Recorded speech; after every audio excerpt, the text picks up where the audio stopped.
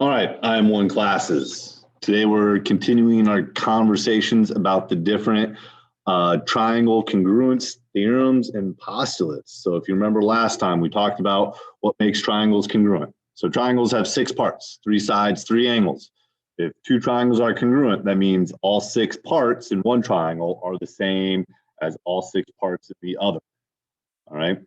To know for sure, to be able to prove triangles are congruent, all we really need to know is that 3 of the 6 parts in one triangle are congruent to 3 of the 6 in the other, 3 corresponding parts.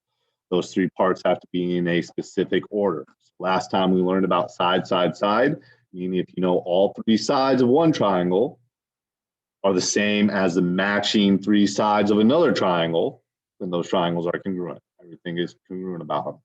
We also learned about side, angle, side. So if you have 2 sides and an angle in between the 2 sides, congruent to matching 2 sides and an angle in between and another triangle, then those are congruent. So what we're going to learn about today, we're going to learn angle, angle, side, and angle, side, angle. So again, same idea. If you get 3 parts of one triangle are congruent to 3 of the matching parts in another triangle, then the triangles are congruent. So starting off with angle, angle, side. So angle, angle, side states that if 2 triangles are congruent, they are congruent if the corresponding 2 angles and 1 non-included side are equal.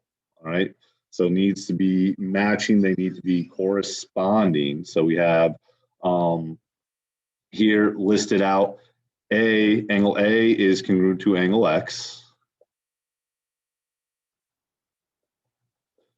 Angle B is congruent to angle Y. And side BC is congruent to side YZ.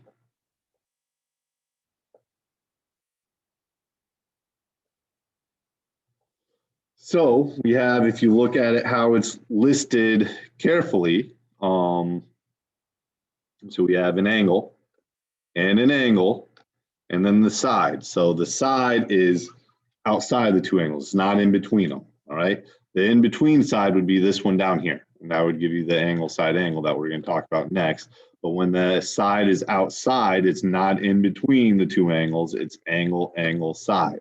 So we can say that these triangles are congruent. So triangle ABC is congruent to triangle XYZ. So let's look at an example of this. Are these triangles congruent? If so, how? Yes, they are congruent because of angle, angle, side. The side, so we have 2 angles in the side. The side is outside of the 2 angles, so that is AAS. All right, another example, are these congruent? So this is another example where not all the information is marked off here. We have 2 angles that we know are congruent, so these 2 angles are congruent to the 2 corresponding angles in the other one, but to be congruent, we need that third part. There is a third part that we know is congruent for sure, and it's the part the 2 triangles share, this side here. So yes, these are congruent. What happened to my toolbar? There we go. These are congruent by angle, angle, side. So you want to look for things, you want to look to see if triangles share a side or if they have like vertical angles mixed in there. All right, so the next one we're talking about is angle, side, angle. It's a similar idea, but this time the side is in between the 2 angles. So you can see in between, so our 2 congruent angles, that side's in between. So I'll list out all the congruencies again. So I have angle A is congruent to angle X. Then we have side AB is congruent to side XY. And then we have angle B congruent to angle Y. So that is angle, angle, or angle, side, angle. So triangle ABC is congruent to triangle XYZ. Let's look at an example here. Are these two triangles congruent? If so, how? So we have a side in between two angles, and it's corresponding here. Yes, these are congruent by angle, side, angle, ASA. So next example, are these congruent? So same idea with the last one. We know two parts. So we have the angle down here is congruent to this angle up here. We have the two arc angle here congruent to this two arc angle here. But to know for sure that triangles are congruent, we need three parts, three corresponding parts. We only have two. But if you look at the diagram carefully, you can see the triangles actually share a side, and there is our third congruent part. So and that side is in between the congruent angles. So this is angle, side, angle. Rather, this drop-down menu, we will select R congruent by angle, side, angle. So if there's only two sides of information marked off in the diagram, you need to look to see if there's that third part, because you need three parts to know triangles are congruent. All right, so another one, are these triangles congruent? If so, how do you know? Well, we have two parts again. We have this angle congruent to this angle down here. So that's our first set of congruent parts. Our second set of congruent parts are these sides. What's the third set of congruent parts set? Or is there not enough information? Something to think about. The other thing you want to think about, look for is vertical angles. So we have a set of bow tie angles in here. So this angle is congruent to this one across from it. So we do have enough information. We have three congruent parts, three congruent sets of corresponding parts. So these are congruent. The side is in between the two angles. So this is angle, side, angle. Next one. So here we do have three pieces of information. Are they congruent? Well, it goes angle, angle, side. The side is outside, it's not in between the two angles. So these are congruent by angle, angle, side.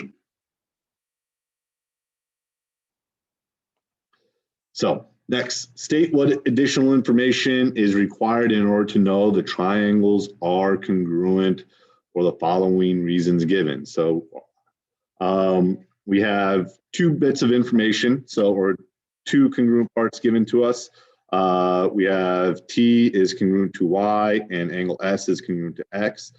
We want what additional piece of information? Remember, we need three congruent parts, three sets of congruent parts to know that the triangles are congruent. So that we got to look up what we're looking for here. We're doing angle, side, angle.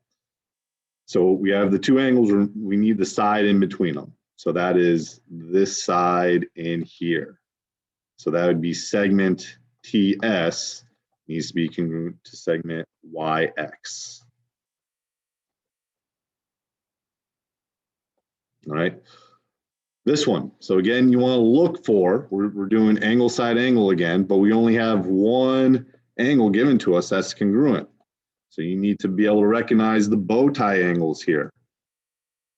Vertical angles, those are congruent. So we have two parts of congruent angles. Again, we want angle, side, angle. We want the side in between the two angles. So I'm going to actually mark it in blue. That's this going to be this side in here. So that's going to be JF is congruent to EF. And again, segments there. So let's look at another example, just two more here. Now we want to do angle, angle, side. So we have an angle and a side. So an angle and a side, the next bit of information we need is another angle. Right, it has to be angle, angle, side. So we can either do this angle here, C congruent to S. The problem with that is the side is in between the two angles. We want the side to not be in between the two angles. So we have to use the other angle. So we have to do angle E and angle Q. So E is congruent to angle Q because now it's angle, angle, side. All right, last one, another angle, angle, side. Again, we're only given one bit of information that's congruent. So this angle up here with the two arcs congruent to this one down here. But again, they share a side, so we know that the side that they share here is congruent. So you have to look for that stuff. So what angle? So we want angle, angle, side. So we have an angle and a side. We need the other angle so that the side is not in between the two angles in the triangle. So it's going to have to be angle L and T on this one outside. So angle L is congruent to angle T, because now that is angle, angle, side, and angle, angle, side. All right, that's all I have for you. If you have any questions, make sure you email me, and we'll see you guys next time.